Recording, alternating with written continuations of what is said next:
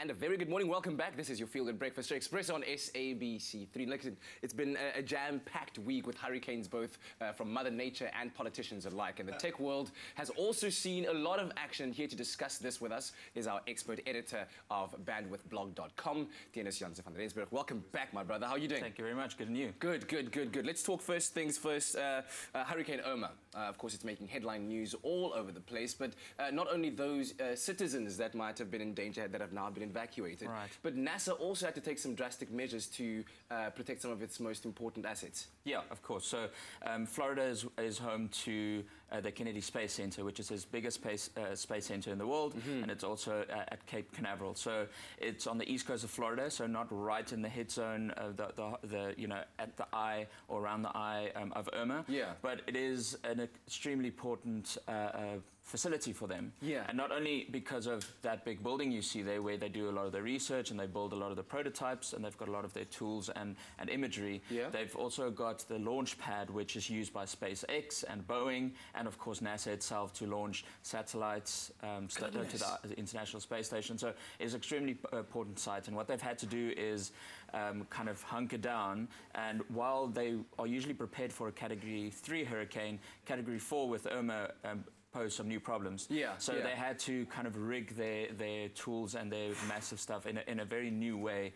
But luckily, it seems that they've come out the other side without huge damage. Yeah, thank goodness for that. But let's move on to other stories here. We talked about the company Red a couple of weeks ago, yes, that are very well known for producing high-end cameras, but now they're venturing into smartphones. Right. Tell me about that. What's going on? I mean, what new info do you have on there? What is it? The Hydrogen One? The Hydrogen One, yes. So here's a kind of a press image we have of the device. So we don't know exactly how it's going to look yet. Okay. As I said last time, it does look a little bit like a tractor had a child with a smartphone. It's very rugged.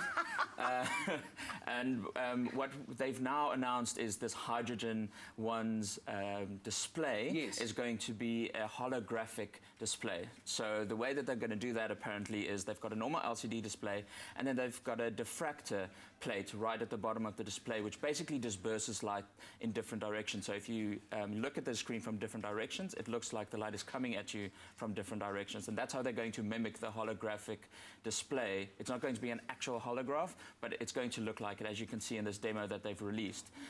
Wow! It's going to look like nothing we've seen before, and it's going to be a lot different in technology than what we saw from the likes of Amazon before, with their 4 cameras to kind of track your eyes. It's going to be completely different, and I think we're super excited to see how it works. It's only been opened up to a couple of very fortunate people in the media. Unfortunately, we haven't seen it yet. Yeah.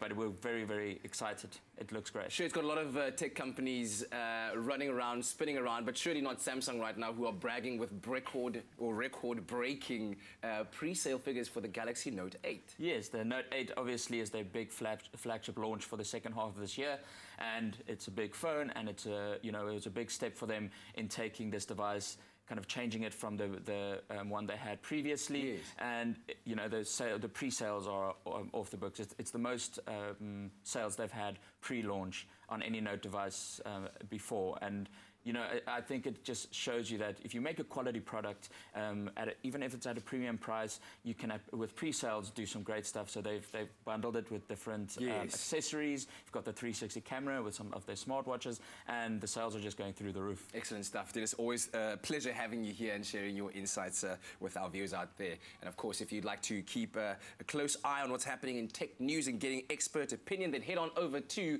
bandwidthblog.com.